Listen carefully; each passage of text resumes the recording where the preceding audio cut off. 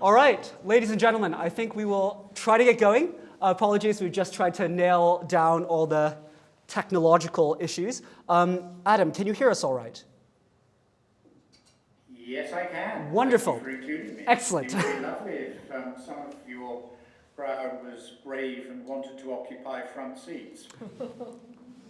If you would like to follow Sir Adam's advice and just, come up a row, if anyone would like to come up to the front, you're most welcome.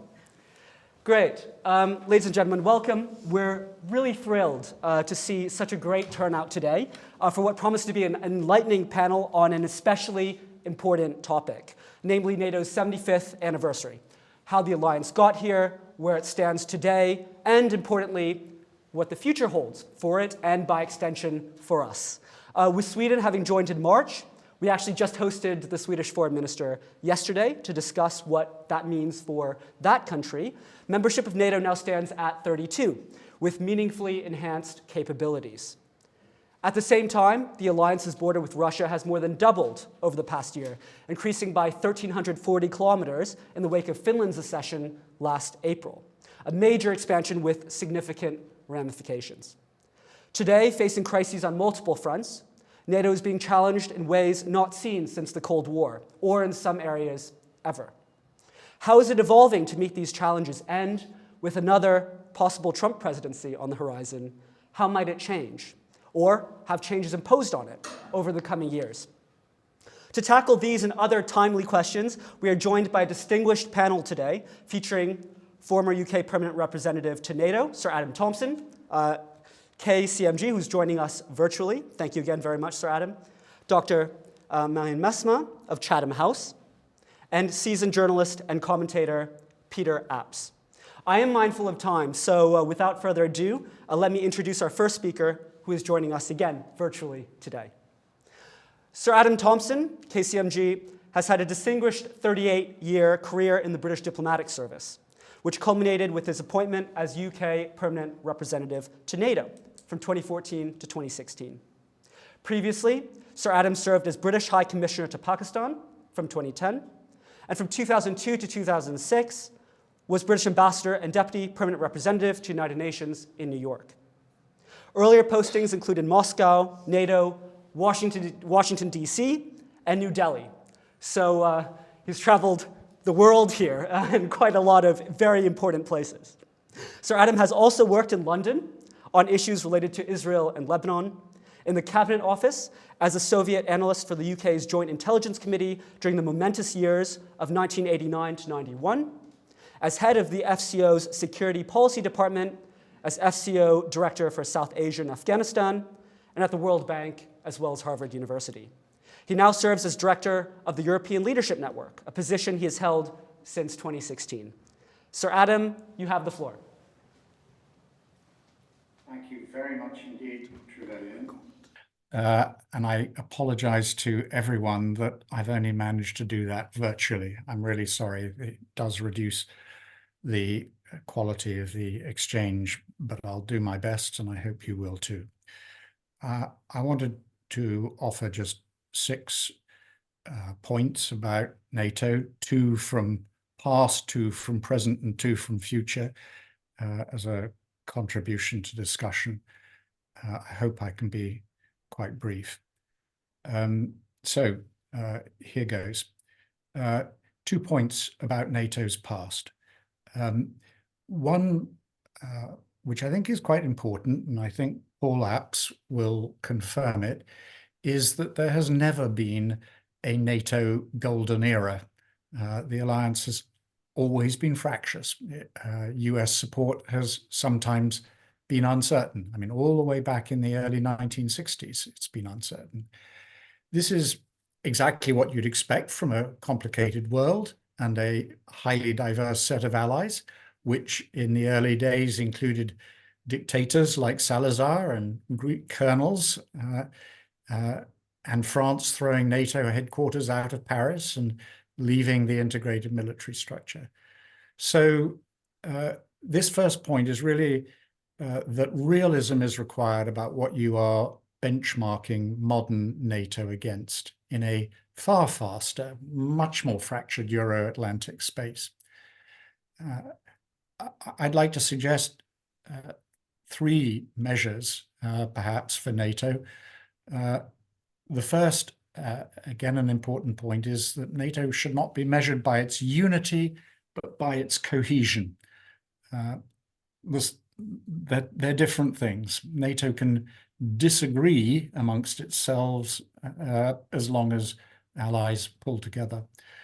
A second measure, up to a point, is how NATO performs not on its wars of choice, Afghanistan, for example, but on its collective defense for which it was brought into being, wars of necessity, if you like, or deterrence of necessity.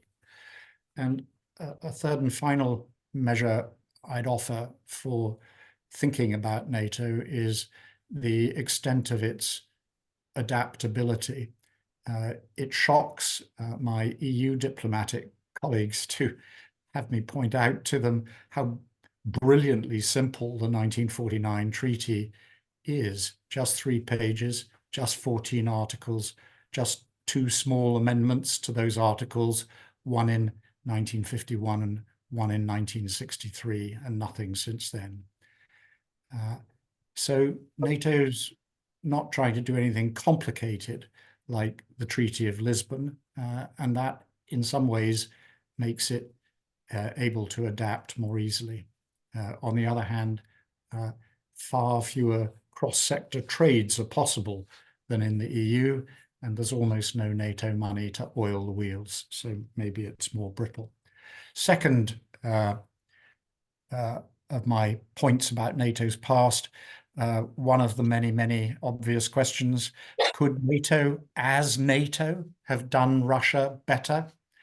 I agonize about this, both when I was ambassador at NATO and now that I run the European Leadership Network. And I agonize because however stupid Russia's position is, I do believe that Russia is genuinely alarmed by NATO expansion. And my goodness, NATO has expanded. On the other hand, NATO, by its lights, has really tried with Russia. The completely unique NATO-Russia Founding Act, 1997, the NATO-Russia Council, which used to meet regularly, Russians everywhere in the corridors of NATO headquarters and in many of NATO's committees from 1997 to 2014, 17 years, a whole generation. If you ask the question about could NATO have done better, the answers vary, and so do the questions really along the timeline from 1991 to 2022. But I think basically the answer is politico-cultural. If Russia had ever applied for NATO membership, think about what it would have taken in that brief window when relations were fairly good, 1997 to perhaps 2004, or at the latest 2008. What would it have taken for all the then allies to accept that in principle, and as a matter of very real fact, Moscow had a veto over every aspect of NATO business because of the consensus rule? Okay, 2 points about NATO's present. Happy to elaborate on what's going on now, but briefly, 1 point: NATO has expanded eastwards, and that, in fact, Europe has expanded eastwards, both NATO and the EU, and that has really changed the flavor of the alliance. It's another politico-cultural question, a shift. New allies, many of them, have experiences of Soviet invasion, of occupation, of political manipulation, of shifted borders. And to some extent, that's true not only in Eastern NATO, but also in Balkans NATO. Sometimes NATO's new-ish Eastern allies have been right. They've been fairly right about Ukraine.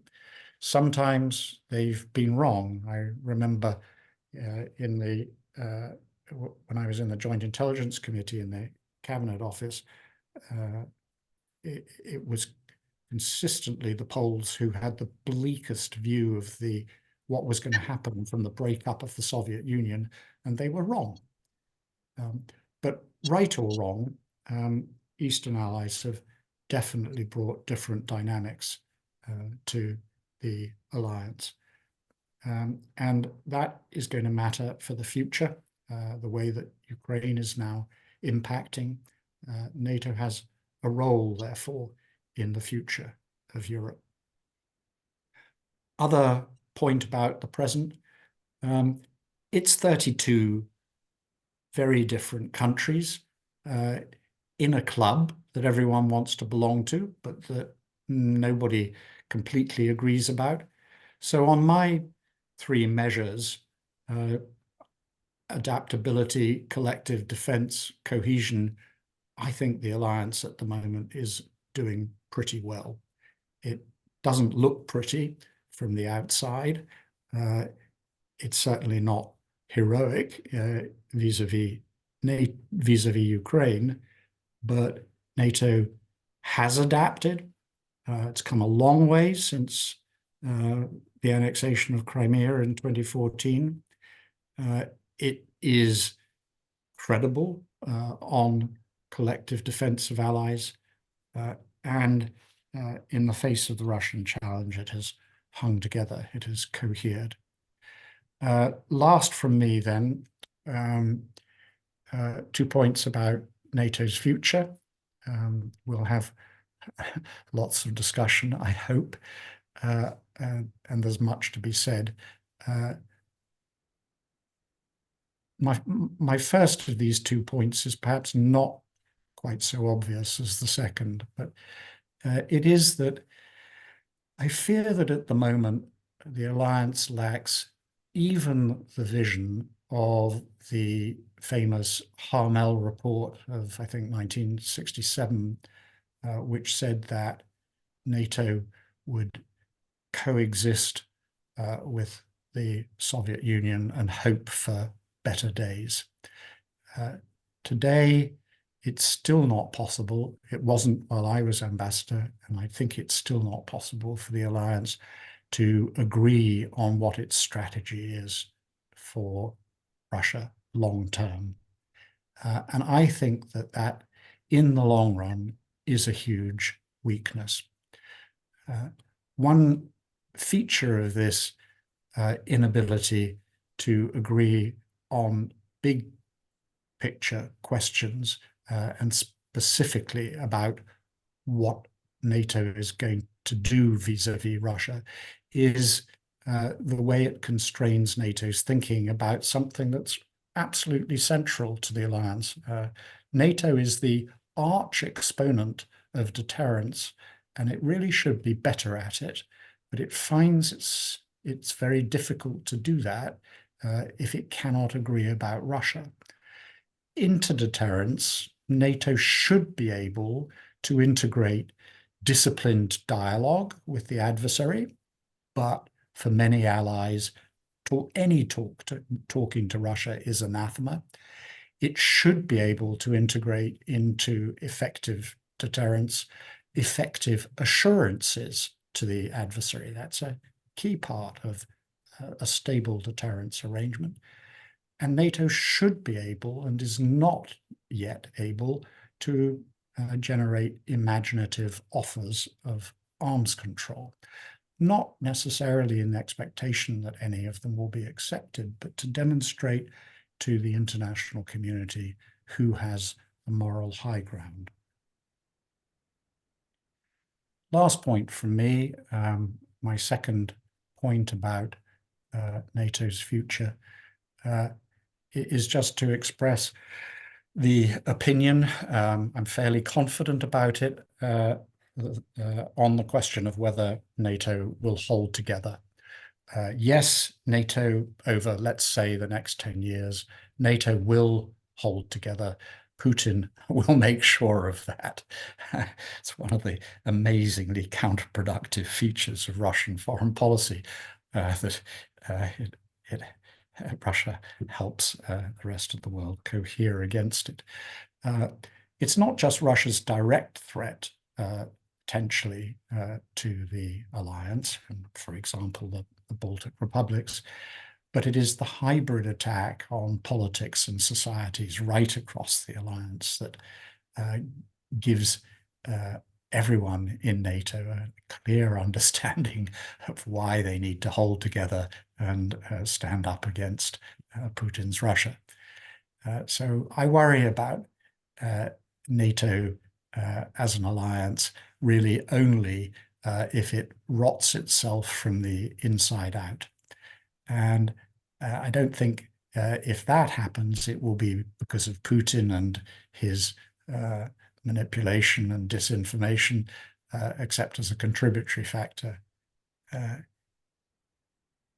Allies need to hang together because they know that in one way or another they will hang separately if they don't. I believe from fairly close inspection, for example, that both President Erdogan and Viktor Orban can only do their inconvenient and disruptive hedging from within NATO. They would not be as free to be troublemakers if they didn't belong to the alliance. So the challenge for NATO in the foreseeable is about us.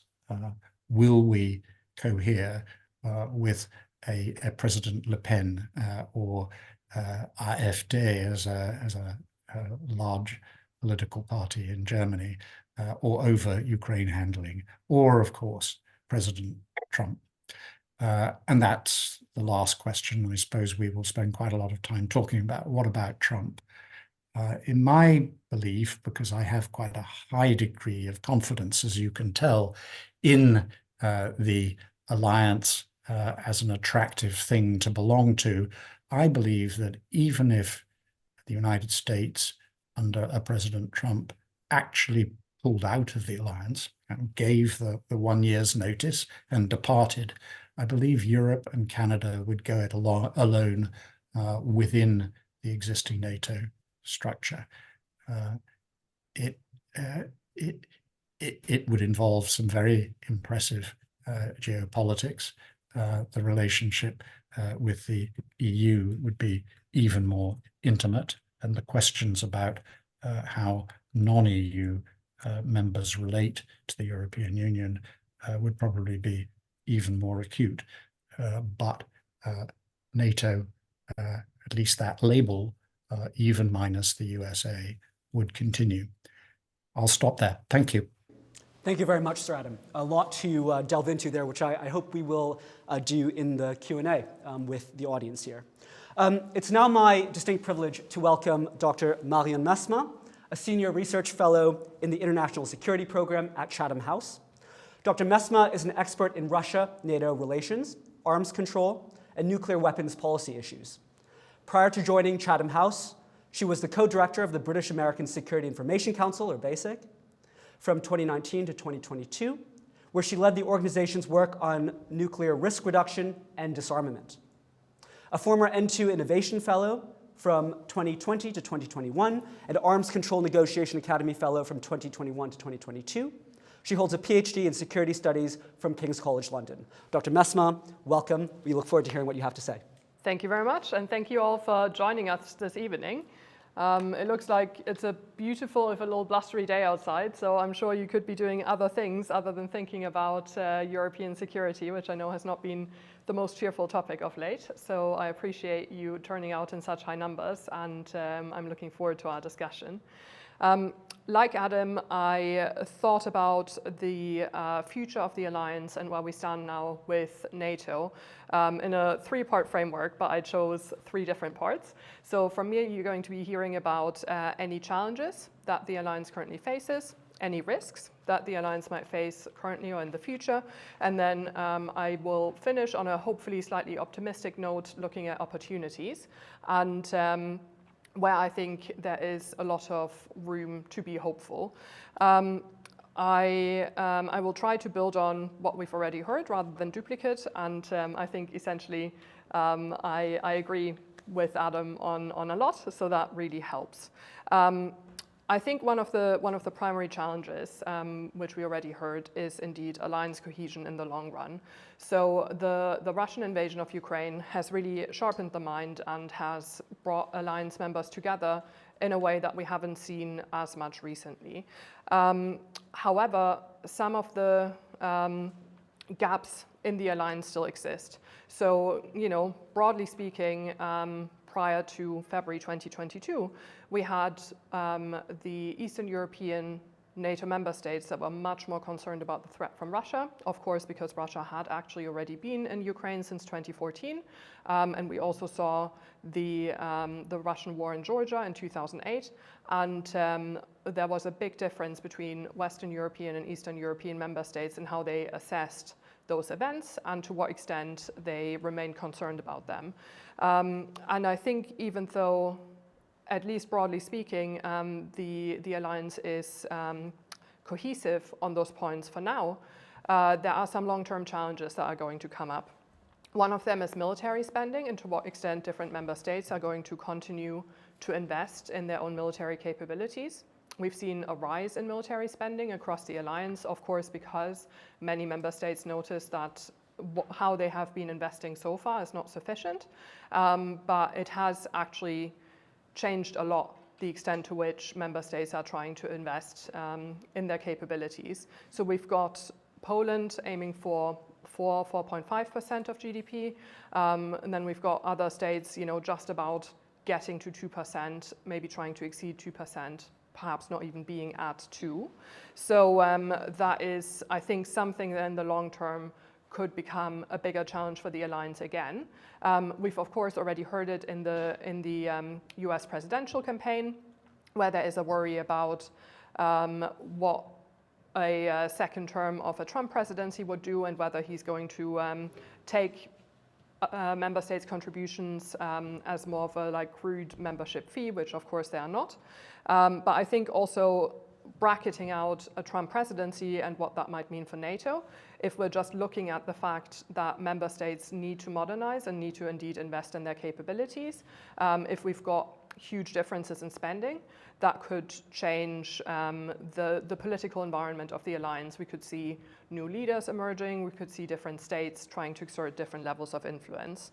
I think disinformation is another element that could impact on alliance cohesion. We've already seen Russian disinformation impact various member states in different ways. And we also know that different member states have really different levels of resilience when it comes to disinformation.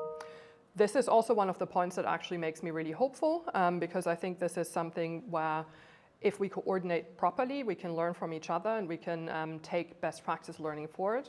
But for the time being, we see that a lot of member states really struggle with ensuring that their populations are more resilient to disinformation, and ensuring that disinformation doesn't either get in the way of domestic politics or doesn't get in the way of the alliance as a whole and its cohesion. Then we've already heard from Adam that there's a difference in strategic outlooks, and I think that's also something that we are going to continue to see and that will continue to plague us.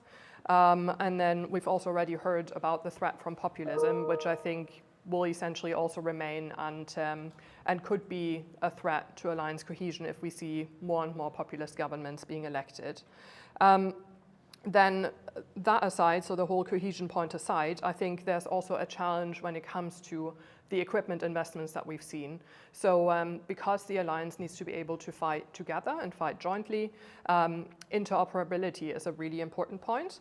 And at the same time, something that's slightly different but related is coordination of equipment purchases. And what we've actually seen so far is that while the alliance sets interoperability standards, there is not sufficient coordination of what kind of equipment different member states are purchasing. And you see very expensive, very long-term projects that are actually directly in competition to each other when you look at, for example, the UK, Italian, and Japanese GCAP project, which is a modern fighter aircraft, versus the French-German competitor. And it's a platform that would be doing roughly similar things. It actually is very future-facing, so for none of these states, it's clear when exactly that aircraft would be ready. And at the same time, you set up competition among 4 NATO member states that would presumably be trying to sell their aircraft once it's ready to very similar customers. And I think it would be, I understand from a defense economics perspective why those kind of competitions take place. But at the same time, I think for the health of the alliance, it would make a lot more sense if there was much more coordination around these projects so that you don't end up competing with other allies in that area. And again, you know, perhaps that calculation was a little different prior to the Russian invasion of Ukraine. But at the same time, I think you can always question if you want a healthy and stable alliance, to what extent that kind of inbuilt competition rather than cooperation makes sense. And then the final 2 challenges that I see is that we have a lot of different crises that are either already full-blown crises or that are future crises vying for attention. They're also going to be vying for budgets, they're going to be vying for media time. And I think especially for elected politicians, it's going to be really difficult to figure out how to allocate and spend budgets, how to get a democratic legitimacy for their actions, and how to prioritize.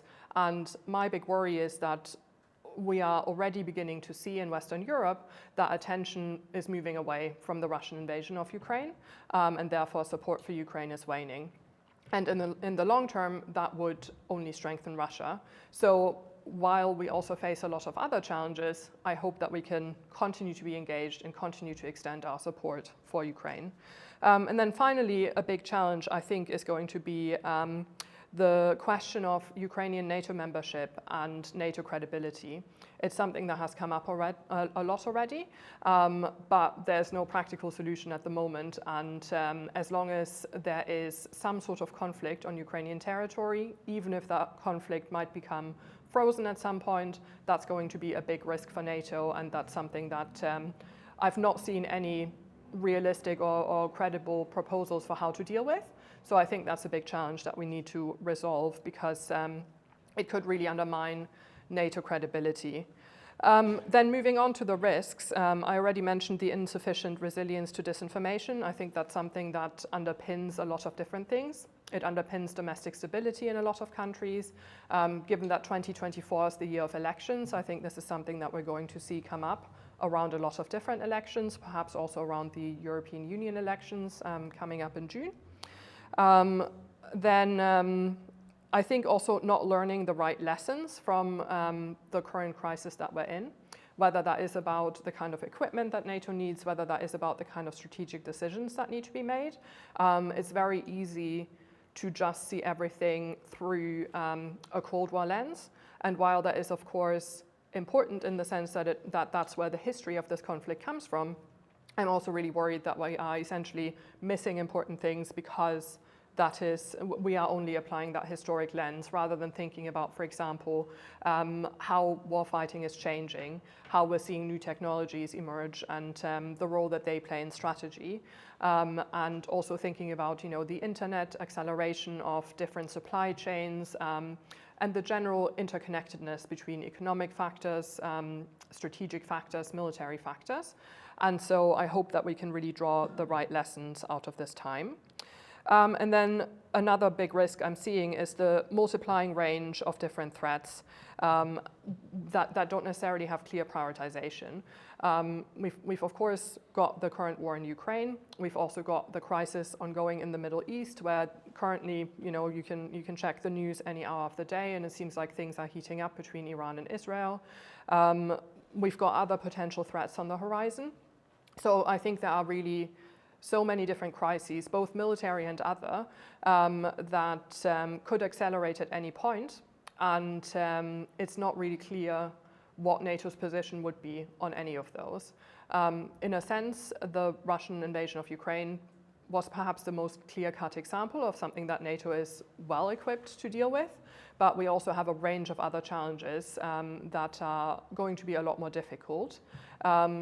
Something that's not a military challenge at all, but that's also coming for NATO is, of course, climate change, both in terms of the adaptation of military equipment, but also in terms of the security of Europe and the security of different European countries that are going to be quite affected.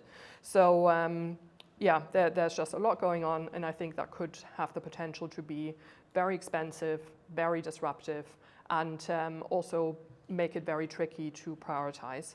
And then finally, to finish on the opportunities that we've got, we are, I think, currently as an alliance much stronger than we have been in a long time, in part because we are much more cohesive. There's much more of a willingness to listen to one another rather than just dismiss security concerns or dismiss any other points that allies might want to make. The current territory of the alliance makes a lot of sense. I think, adding Sweden and Finland has added two very strong allies from whom we can also learn a lot, both in terms of the actual military capabilities, also in terms of their ability to deal with hybrid threats, disinformation, and so on. Helsinki is home to one of the centers for cybersecurity excellence, for example.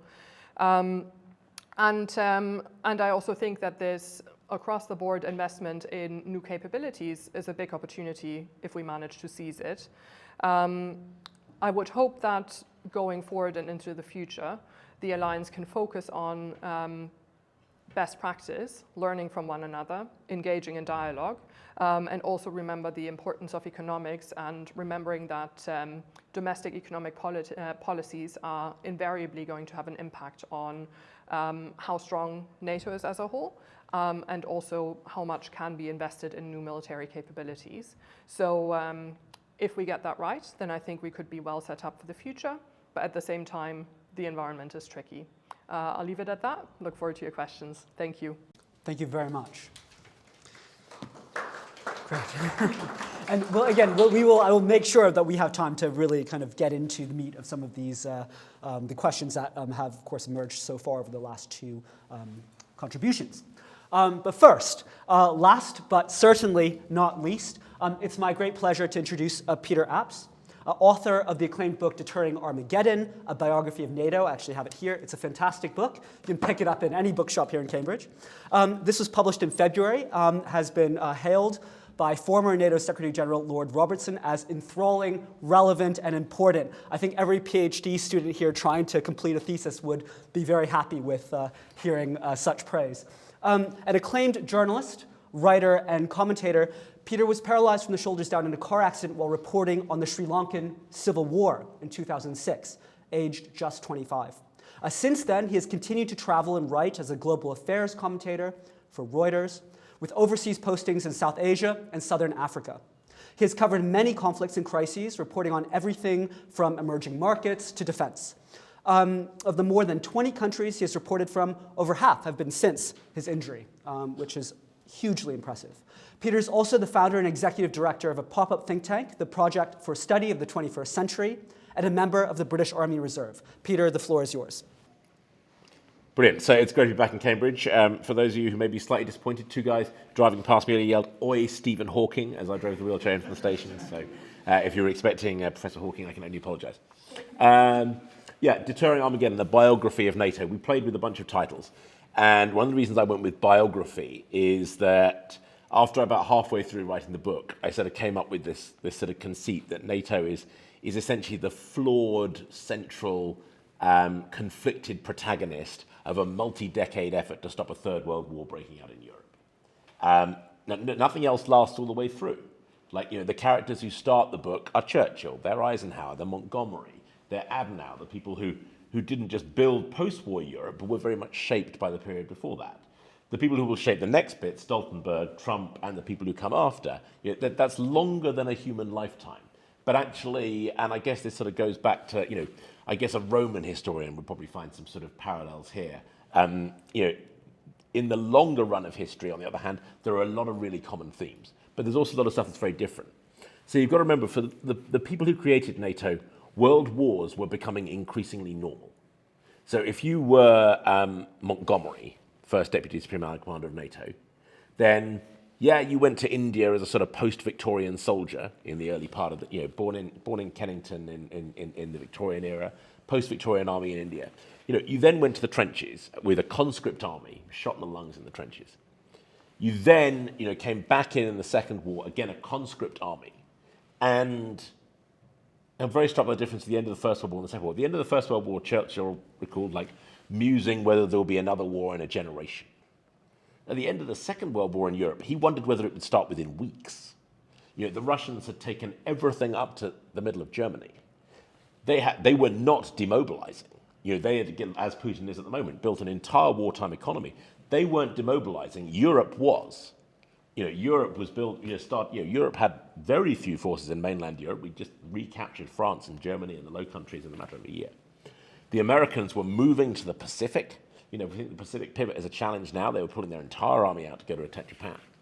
And Churchill was very worried from the very get-go about war with the Soviet Union. And that war doesn't, those worries are put off slightly by the creation of the atomic bomb in August 1945, but not that much. We really dodge a bullet because we have Truman as the President of the United States. We could have got an isolationist as Roosevelt's vice president. Several runners in the game, in which case we would probably have had a world war in the late 40s. By the time it gets to the first protagonist in building NATO is the Brits, particularly Ernest Bevin, totally unique in British foreign policy, still remembered in the Foreign Office with a sort of vague affection up into the 80s. A guy who left school at the age of 12, trade unionist, goes off to a Soviet-run conference in the late 20s and decides that he does not like anything about the Soviet Union, finds it's totally contrary to ideas of Western democracy.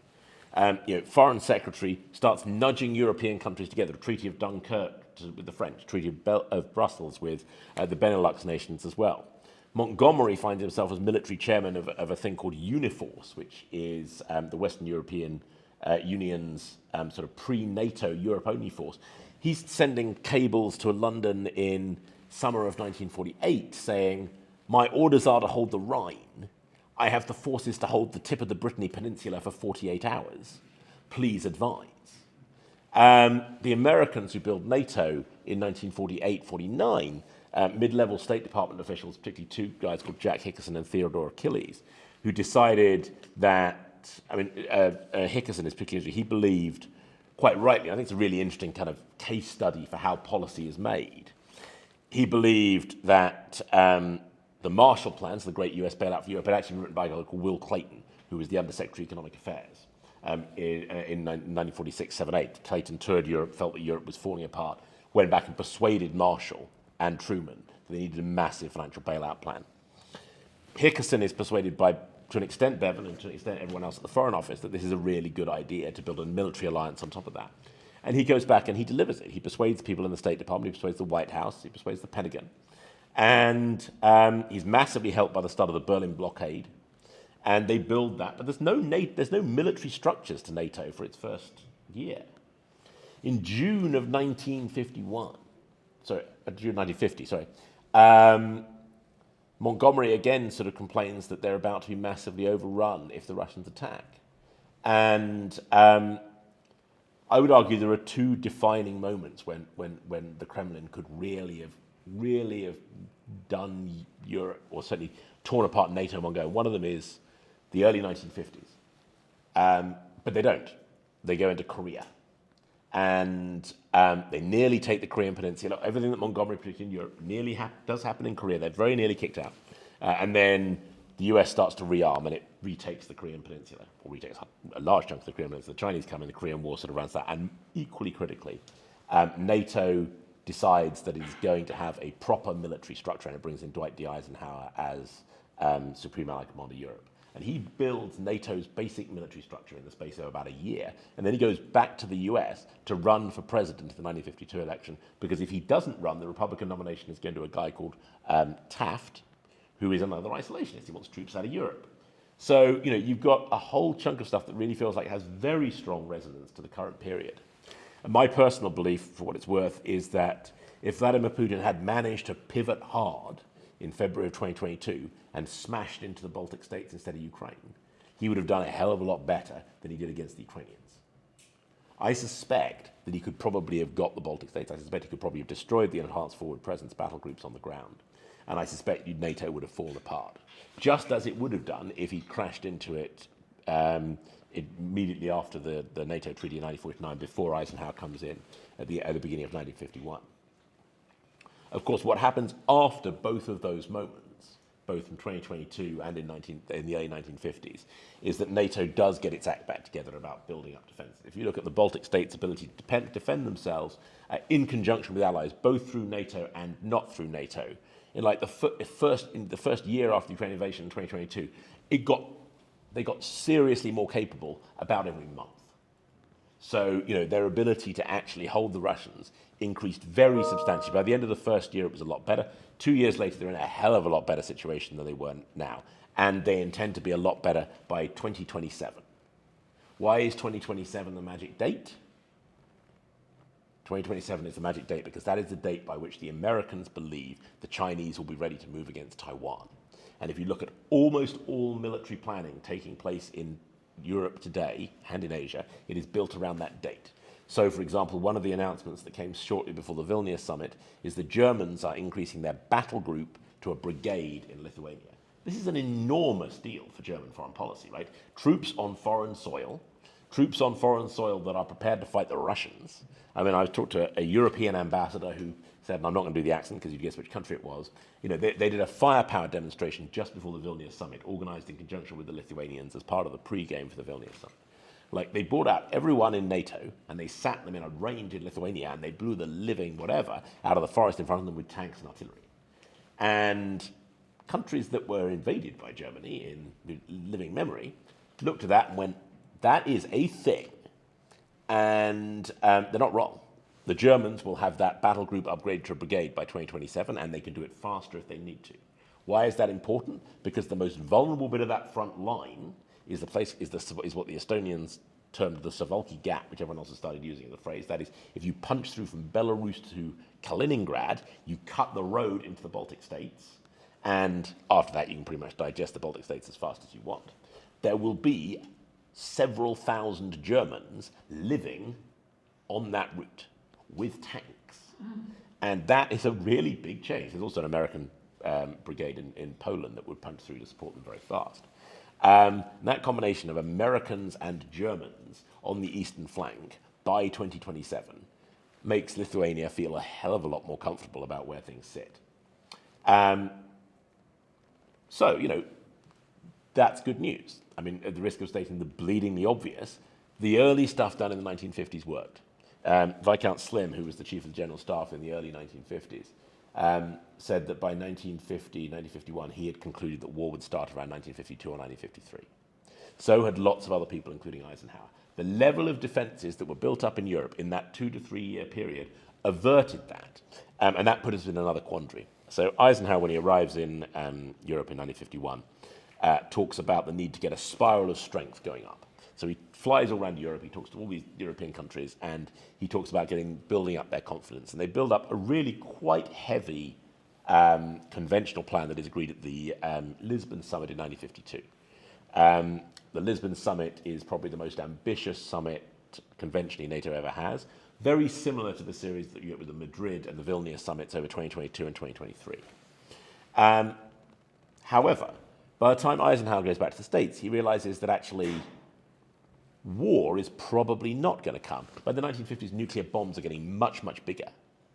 So the small Hiroshima-type nuclear bombs of the late 40s have been replaced by H-bombs, which are ending the planet bombs. So people start to worry about ending everything.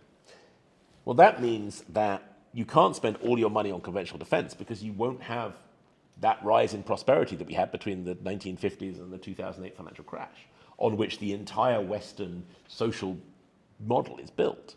So Eisenhower, by the early 1950s, is talking about that balance between having conventional and nuclear deterrence and having enough prosperity to keep things going. And of course, that's one of the places that we're facing now.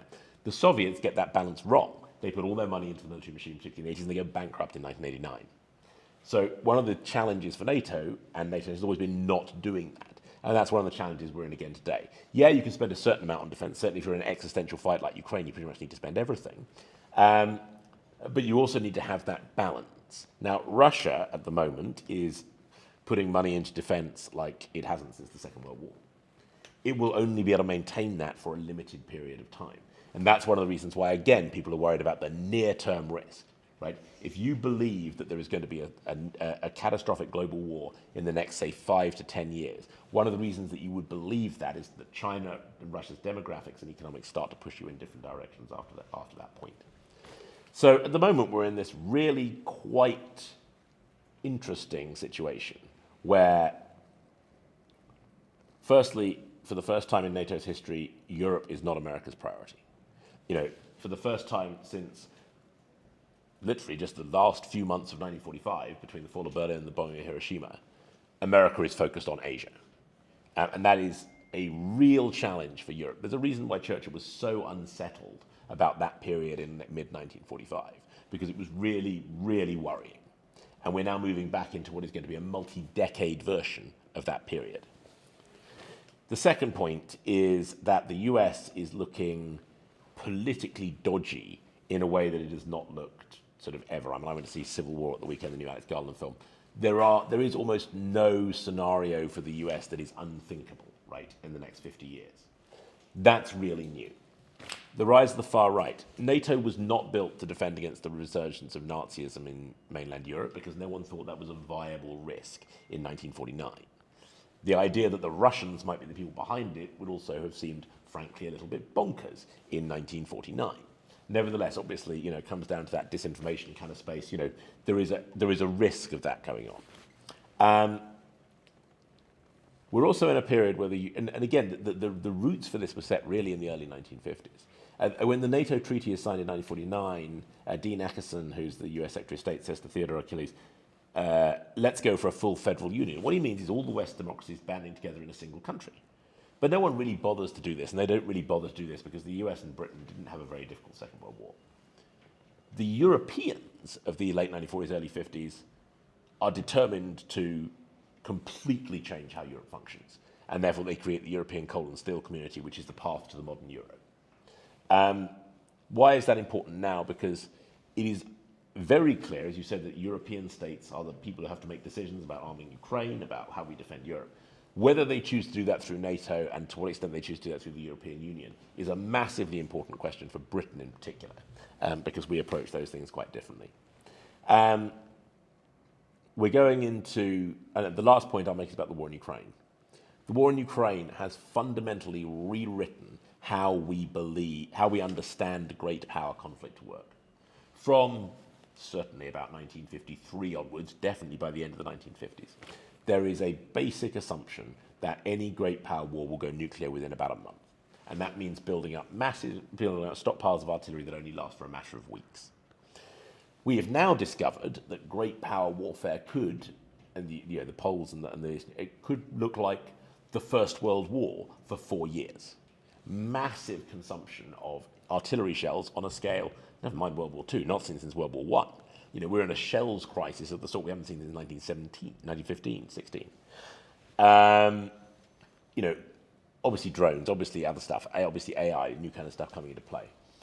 That means that that sort of Baltic Nordic understanding of how you do things is the new norm in European defence. The Germans are thinking about conscription. The EU may end up thinking about conscription. The EU is thinking about whether it needs a nuclear deterrent. All of these are very, very uncomfortable things for Britain to think about, particularly if the US is going to go a bit dodgy. So there we are. It's not a given that NATO will last another 25 or 50 or 75 years. My instinct is it probably will, because it's usually the best way of doing some things. But we are in for a period. I was talking about this with Brendan at the back. We sort of assumed when I left school at 18 at the end of the 90s that sort of big history was over. People in 300 years will study the 2020s in the same way that we study the other kind of key periods of history, the Napoleonic Wars and the lead up to them, the Spanish Armada, the 1940s. And one of the reasons I wrote this book was that I was slightly alarmed that 21st century history isn't a thing. No one actually sits down and writes it. And actually capturing what happens each month and each year at the moment is really important. And I'll leave you with that. Thank you very much, Peter.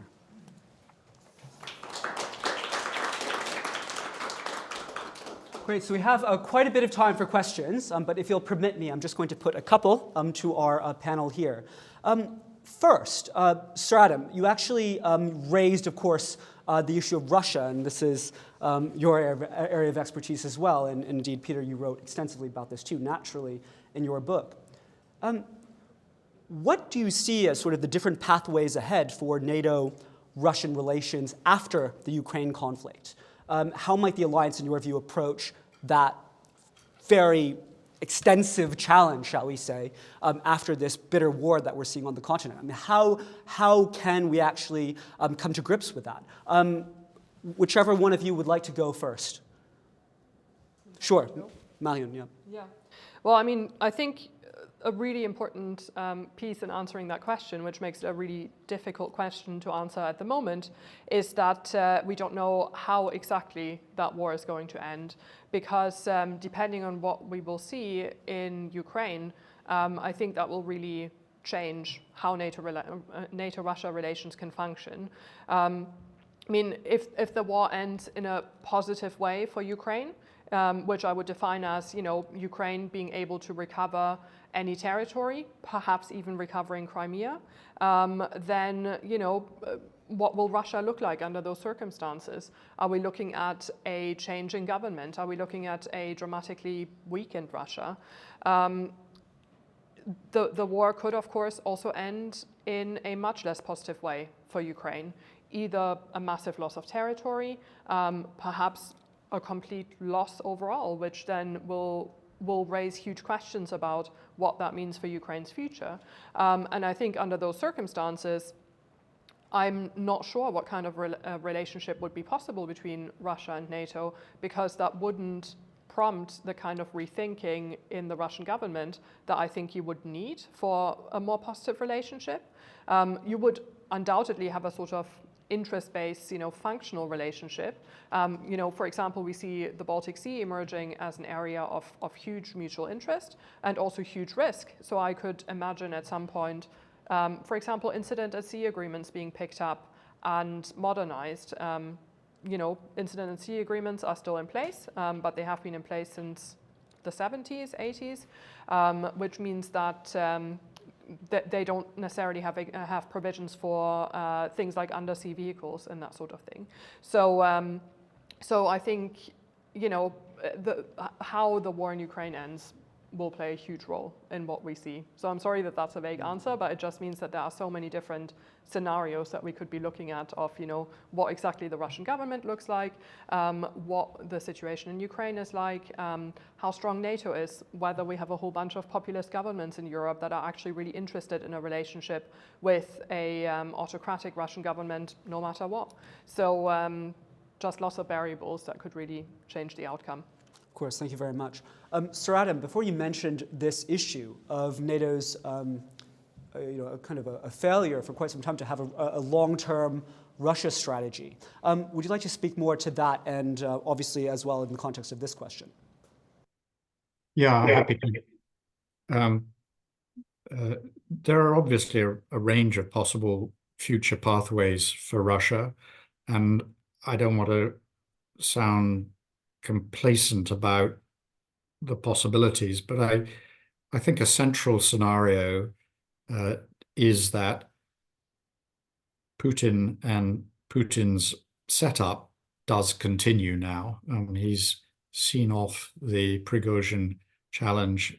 He's in a stronger position. He has demonstrated that he can throw human lives into the meat grinder and not suffer, at any rate, immediate political consequences. He believes, probably correctly, that if he can insulate the major cities from very severe economic downturn, he's politically secure. Marion's right that Ukraine is a very important factor, but I think in big picture terms, we can confidently say that whether the Ukrainians do militarily well or militarily badly, there is going to be a line of armed confrontation between Ukraine and Russia, with NATO allies backing Ukraine very substantially. And I think that will define the West's relationship with Russia for the foreseeable future.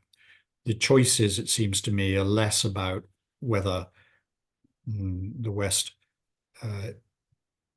is or is not in confrontation with Russia, but much more about what kind of confrontation that might be.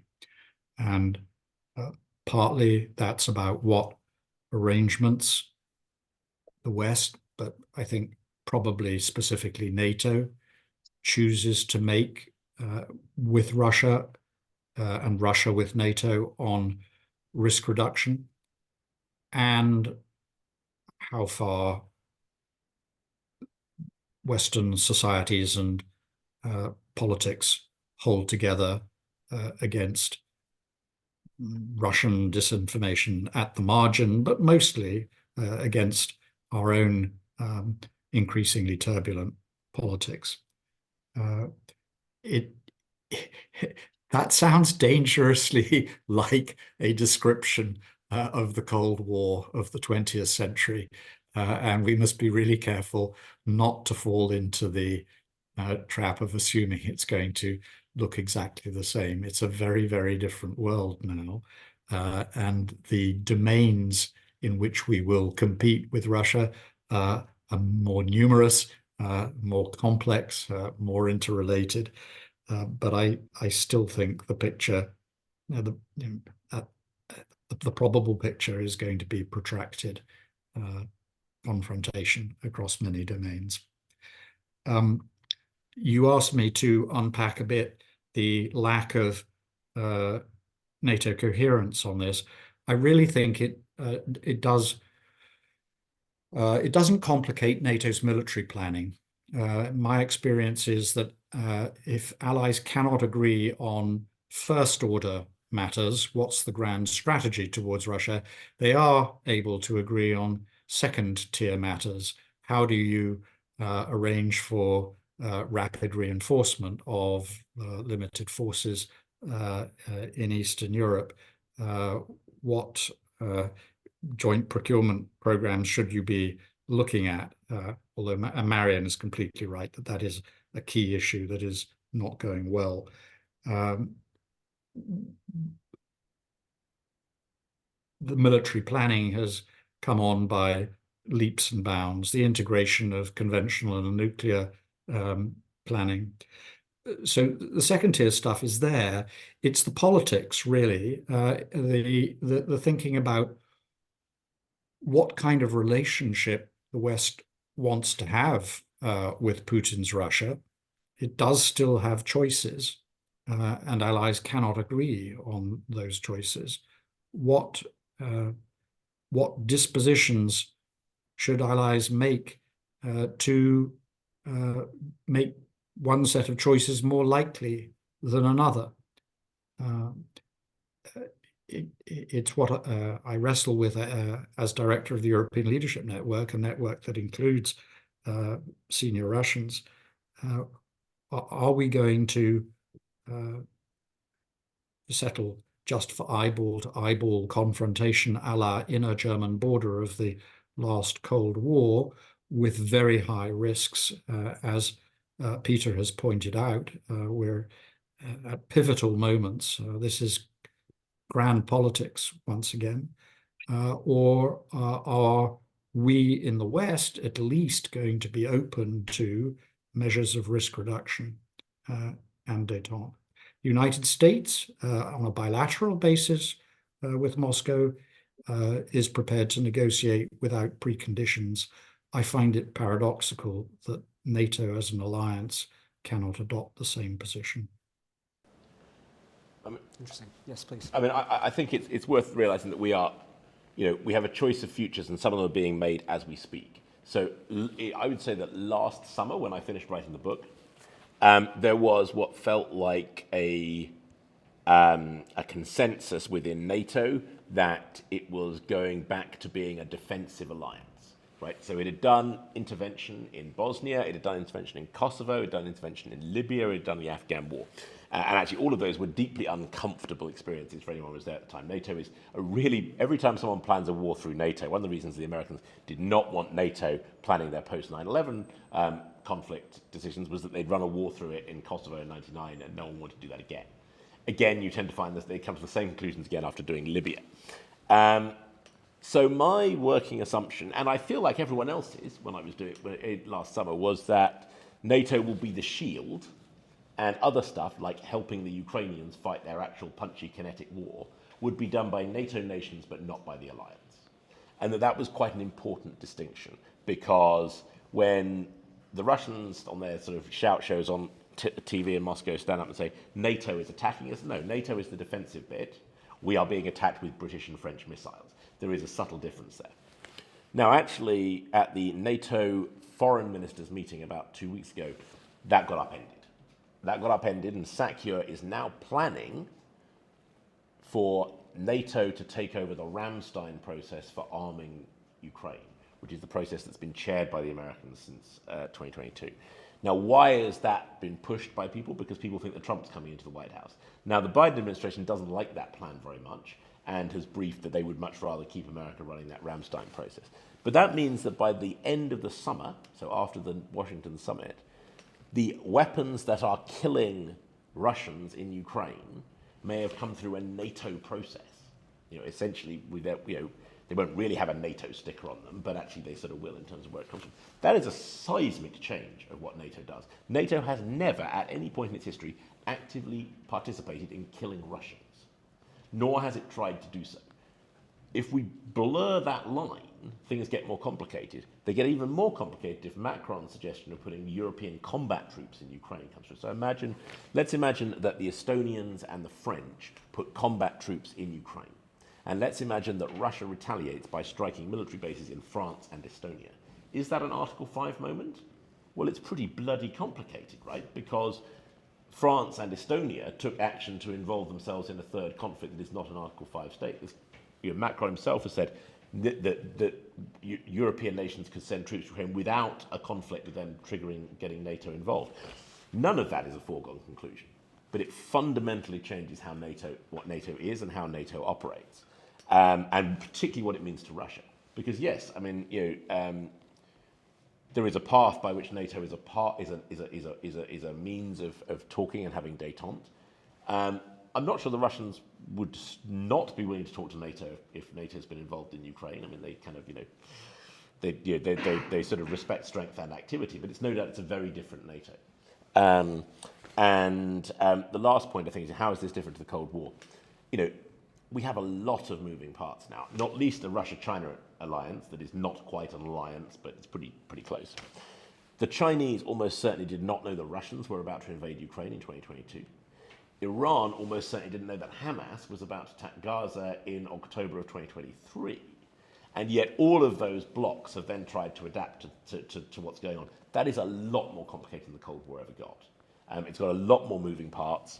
The fact that you could see unilateral action by NATO states that NATO might not know about. So, for example, a NATO nation, say France, could send its special forces to attack Russian forces in Crimea unilaterally in conjunction with the Ukrainians without telling the North Atlantic Council. And the Russians could retaliate by killing them.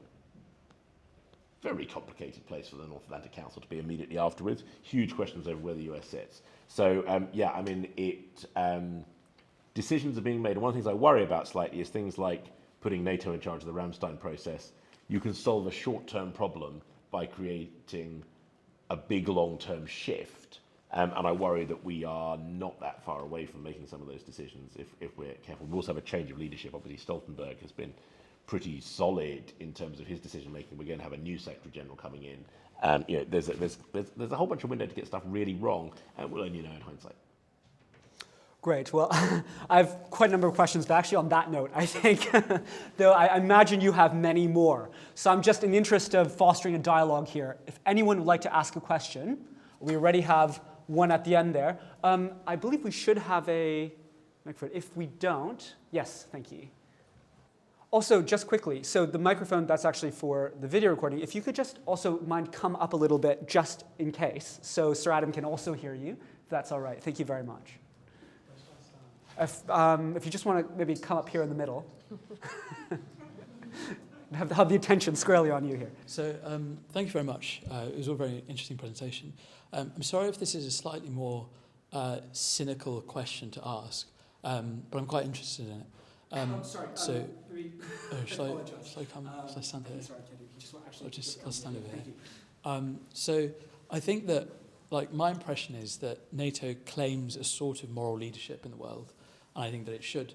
But I think that the isolationist argument, so far as I understand it, which is growing within the alliance, is if the Americans were totally justified by their alarm at Russian missiles being stationed on Cuba during the Cuban Missile Crisis, why was it that Western policymakers weren't necessarily as aware of the alarm that would be caused in Russia by NATO expansion eastward?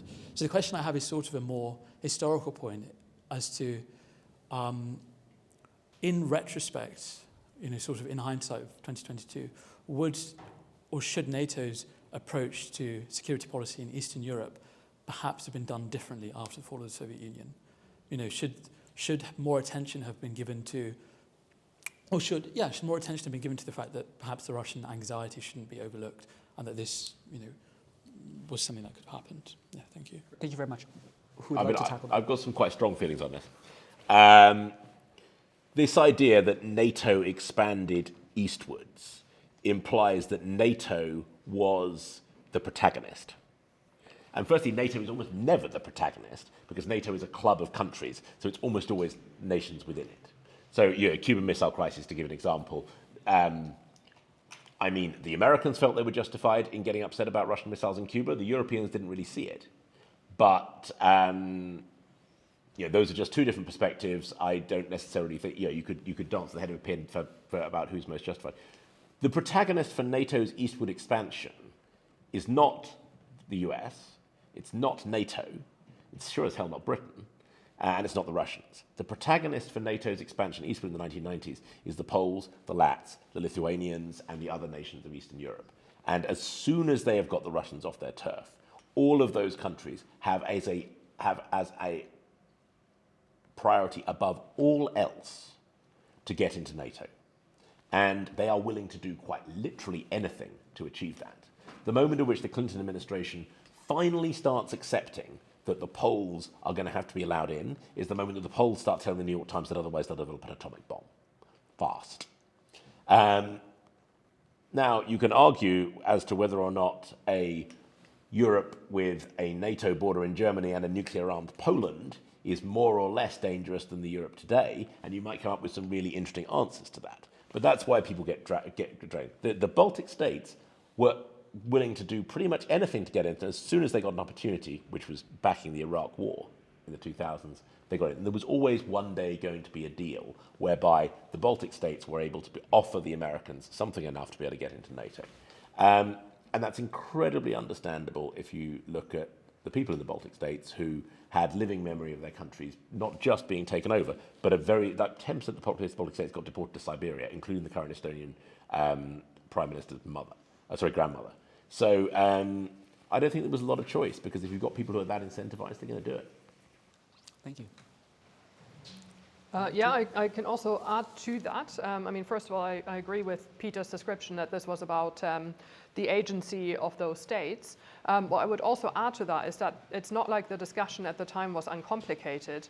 You had lots of different camps in the US, but pretty much in any other existing NATO member state, that argued for different things. You had a very cynical camp that said, yes, let's accept them now while Russia is weak. And I guess that camp sort of predicted what then happened. But you also had other camps that were much more sympathetic to Russia and were worried about what that would do for democracy in Russia and for the Russian stabilization process. So it's not like this was a NATO-driven process, or this was a sort of like, yes, come join, this is great. It was a very sort of fractured moment.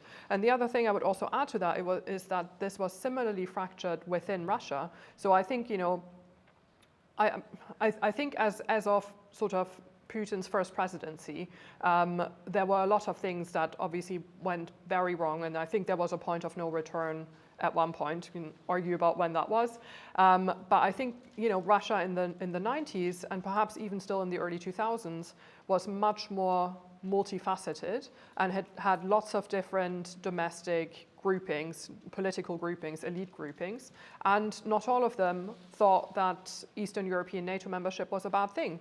There was a sizable group of Russian elite who also wanted to be much more closer to Western Europe, who were considering EU membership for Russia, who were considering NATO membership for Russia. And the unfortunate interplay of different domestic political developments in Russia just meant that a much more anti-Western faction won. But I don't think that was inevitable. I think it's just how the cards fell, mixing metaphors. But I think, that it's just one of those things where, because we're looking at it from the perspective where we are now, we see a certain story, but that's not necessarily how the future needed to unfold. So, I find this a really tricky question, just because I think there also was a lot of work done, and perhaps that's something that Adam wants to speak more about, but there was so much cooperation between NATO and Russia. I mean, that's what I wrote my PhD on, because I was like, from an IR perspective, you can be actually quite baffled, looking back as to why the relationship isn't looking better, given how much cooperation there was between 1991 and 2002, 2008, 2014. And so I think various people really tried. Could they have tried better? Maybe. But also, people came out of a Cold War mindset and a Cold War paradigm, and that took time to shift. And unfortunately, by the time that shifted in a lot of people's mindset, Russia was already domestically in a very different position. So it's perhaps like a sort of like missed connection moment over a period of sort of 12 years after 1991. Great, thank you. Sir Adam. Yes, I'll be brief because I think you've had two good answers, and I've already said something about this. I think there's a certain amount of Greek tragedy about this. A lot of the problem is in the deeper political cultures of the West on the one hand and Russia on the other. It could have gone in very different ways, as Marion says, but the West was fairly triumphalist in the 90s, and that rankled with Russians. This is, if I'm addressing Brits in the audience, how long has it taken the United Kingdom to get over its sort of post-imperial nostalgia? Russia lost its empire in 2 years, and that made it that meant some currents in the country were open to an anti-Western, anti-NATO narrative, and were very incurious about why all those East Europeans were so desperate to get into NATO after their experience under the Soviet Union. Then if you hand over the Russian state to the Russian deep security state, then you've got a bunch of people who are even more deeply convinced that NATO is an adversary, that the United States, above all, is both arrogant and hostile. One thing I would say that I think most people agree on is that NATO overreached at the Bucharest summit in 2008 in saying, under American pressure, that Ukraine and Georgia will become members of the alliance. That's a very threatening statement to Russia, and one that NATO was not prepared to back up. And that's always a big mistake in geopolitics. You should mean what you say. Great, thank you very much. All right, other questions? I'm going to take, actually, 3, if that's all right with you all. Take 3 in the interest of time. Donatas? Yes, thank you. My question is a bit historical. And also, Donatas, maybe if you just want to come to the front row, just thank you. So perhaps it's for Sir Adam Thompson. I believe he was British ambassador to NATO in about 2004. So my question is, why do you think the Russians acquiesced to Baltic states' NATO membership in 2004? Because, I mean, Poland and the Czechs is one thing, but the Baltic states, you know, the former republics, and also Kaliningrad and St. Petersburg, that's already a different thing. And also the Russians could have ended it really quickly if they really wanted to do it. You know, a little Donbass in Latgalia or Narva, 100 patriotic inhabitants rising, and that would have been it. So clearly, someone sold that idea to the Russians, the Americans. There were, of course, talks. So why do you think the Russians bought that? And was there anything special in the way in which the Americans, for instance, sold this idea to Russia in about early 2000s up to 2004? Thank you. Thank you. And the second question, yes, if you'd like to just come over here and just pose that. Thank you. This is a question for Peter. You made a point about that. You said that NATO never wanted to attack Russian troops before, but in 1999, General Wesley Clark wanted to use force against the Russian troops in Pristina airport. We've seen Turkey shoot down a Russian fighter jet. We've seen even the U.S. government killed Wagner forces in Syria. So I'm wondering, do you really think it's actually that new from the NATO position? Great. And a third question. Yes, the gentleman there. And if you don't mind coming up to the front row, just to make sure so I can hear you. Thank you. Just Jonathan Haslam. Just to say on the history of the 1991 of that is now available in American archives. Strobe Torbert's papers are entirely open. They're tens and thousands of documents, which I waded through a good number of those. And it's quite clear from those that the initiative to expand NATO was taken by Bill Clinton against fierce opposition from the entire Pentagon, including Bill Perry, Secretary of Defense, and against Strobe Torbert's strong advice. And Bill Clinton had been persuaded of this by Václav Havel and Lech Wałęsa when he met them in Eastern Europe, through courtesy of Madeleine Albright, who herself was a Czech Jew. But anyway, that's one aspect of it. The second one, which Charles Clark here knows all about, is that when Putin was about to come to power, Tony Blair took the initiative and went over there. Soon, Lord Robertson was over there, trying to create a new relationship with NATO now that Putin was in power, who was a rather unknown figure, although our consul in Petersburg had, courtesy of MI6, had filled us in a lot on Putin. But the point was that the British cabinet, and with the advice of MI6 and others, decided that they would pull Russia in, and it was not going to be 19 plus 1, but 20. This was pushed through with the Americans.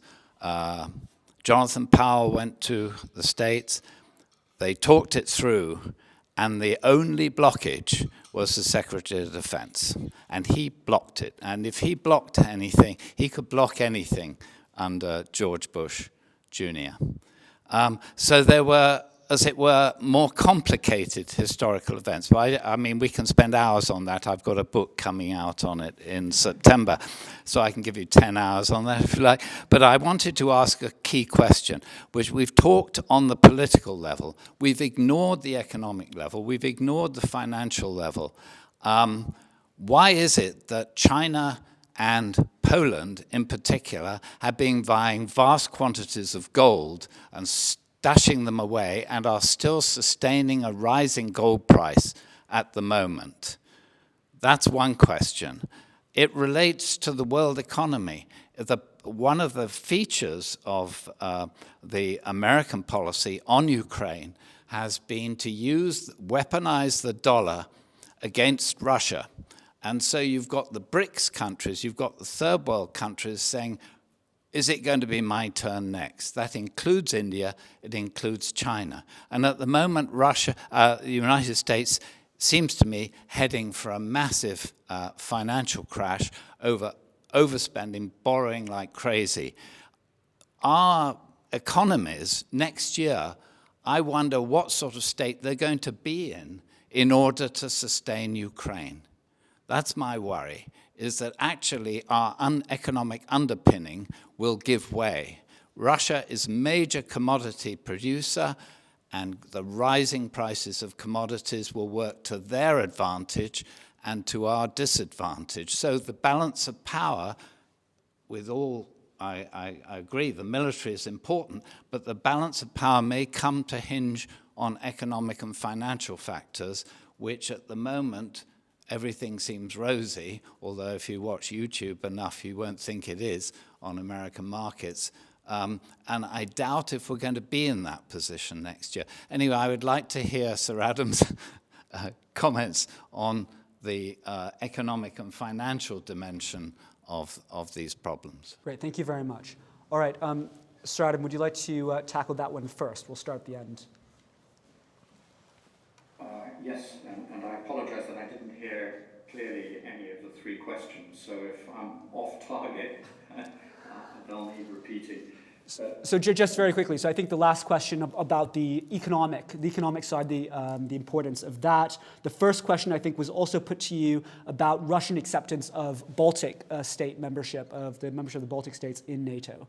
Those were the two directed at you specifically. Right. Yeah, economics are fundamental. Europe is freaking out over cheap Chinese electric vehicles right now. And Peter raises some interesting questions. I think they're important geopolitically in the contest between Russia and the West in a psychological way too. I'm sure that Putin believes that he can defeat Western sanctions and that oil will keep him afloat. And that's one very important factor in sustaining the approach that he is taking. I don't know whether I'm really qualified to say where it might go, but my limited studies, and again, I risk sounding complacent, but my limited studies suggest that it will be very difficult to displace the dollar as a very significant currency in any quick period of time. It may be that we're heading for another crash, but the US economy and indeed a lot of the Western economies are doing better than you might have expected in the wake of COVID. So I'm a little less alarmed on the economic front, I guess, than Peter is, but he may well be right. On the Baltic republics, I think the answer is it depends. If they are part of a confident NATO that is effectively deterring, then no, Russia doesn't have designs on the Baltic republics. If NATO is crumbling, if Ukraine has fallen to Russian forces, then I think there might be Russian designs on the Baltic republics. I mean, one thing I think you can say with confidence is, I mean, the flip side of Russia's grotesque paranoia about NATO is that Russia therefore really wants to pull NATO apart.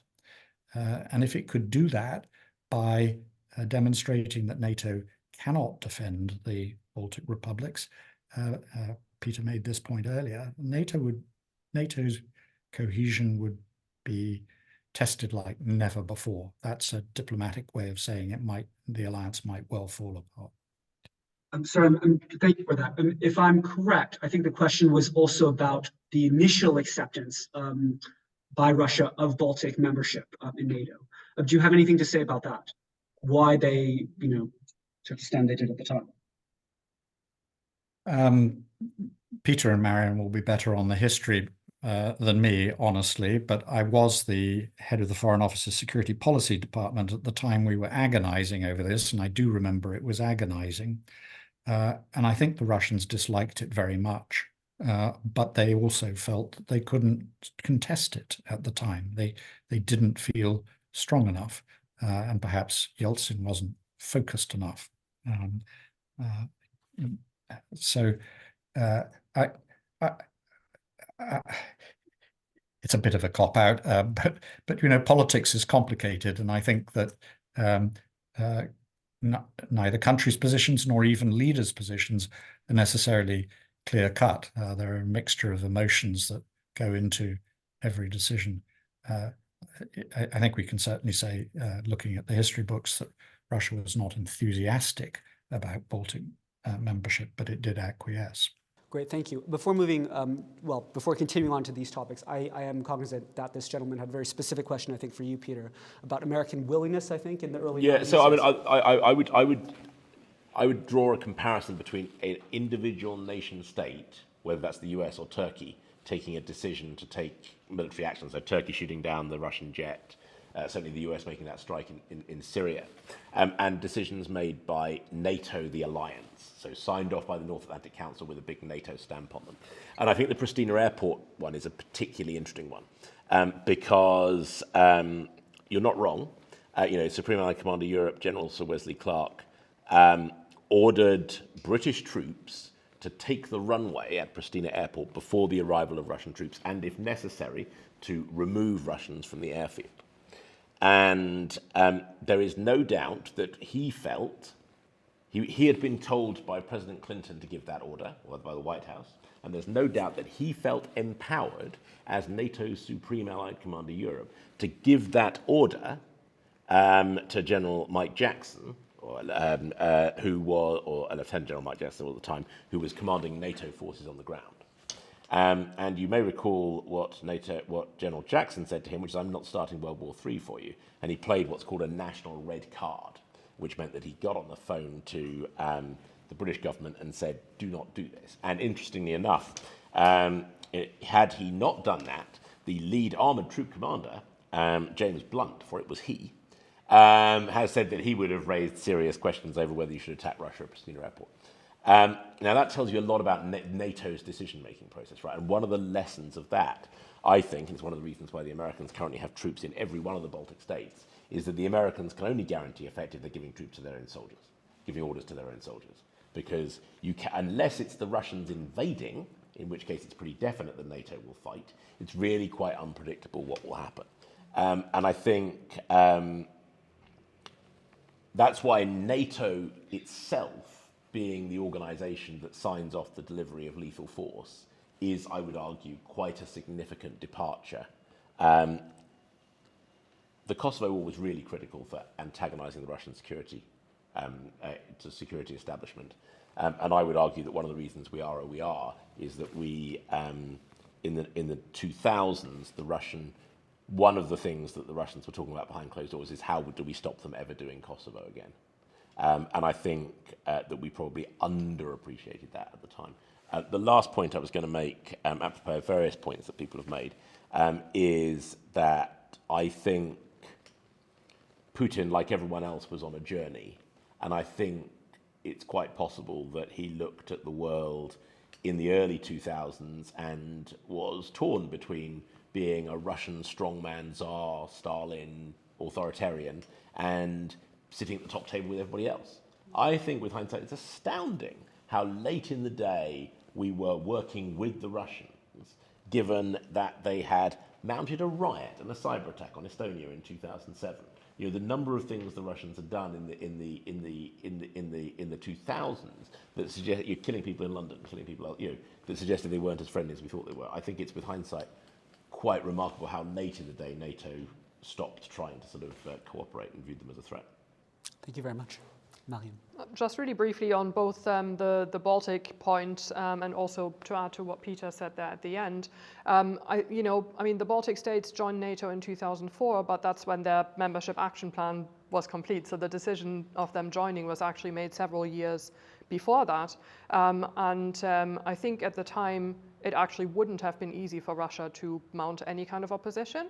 I mean, as we heard from both Adam and Peter, Russia didn't like the fact that they were planning on joining NATO. But this was also very briefly after the very severe economic shocks in Russia, when Russian conventional forces were also severely weakened. So I think it would have actually been a lot more difficult, I think, for Russia to show up, especially militarily, to do something about it. And at the time, it seemed like an obvious end to the NATO expansion process as well. So it seemed like something that they could perhaps not like, but take, while they were also engaging with NATO significantly themselves. And as I mentioned earlier, at the time, the Russian domestic environment was still a lot more diverse and a lot more vibrant. So there were various factions pursuing various ideas of what their relationship with Europe and with the United States was going to look like. And I think Peter is also really right in the regard that Putin's primary goal was for Russia to be taken as seriously as the Soviet Union, and for Russia to be essentially an equal power next to the United States. I was going to say the second power, but that's actually very much not true. They wanted to be seen as an equal power in a joint superpower position, which is obviously not at all what the world looks like today. But I think to an extent that is still a goal that Putin pursues, and in my PhD, when I analyze that time period, I talk about Putin learning various lessons at various points, and a really bitter lesson, I think, for him personally, was how the George W. Bush administration treated him after 9/11, when Putin was actually the first on the phone and really wanted to help with the global war on terror, because that also really benefited Russia and the Russian war in Chechnya, and the various repressions that Russia was planning among its Muslim republics. So I think the fact that the US was much more arm's length to Russia at the time and wasn't as forthcoming to Russian leadership was actually one of those lessons that really made Putin rethink how he needed to be on the world stage in order to be taken seriously. And I think after that, and then subsequently, he went much more in the military strongman direction, because that's what he felt he needed to do in order to be receiving the kind of respect that he was looking for. That's obviously a very brief analysis of a very complicated bit of history, but I think those are some of the factors that play into what we've seen. And I think also at the time that was not quite as apparent, because Russia on the world stage was very different to the kind of Russia that showed up in its immediate neighborhood and the kind of relations that it had with states in its neighborhood.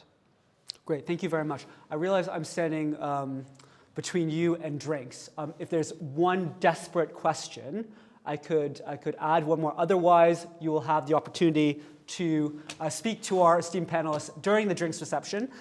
So with that, ladies and gentlemen, please join me in thanking our distinguished guests for sharing their expertise and time with us, which I realize is very precious, especially all of you that we have here. Thank you very much, and please do join us for the drinks reception, which will take place in the Newton room right outside. Thank you very much. Thank you.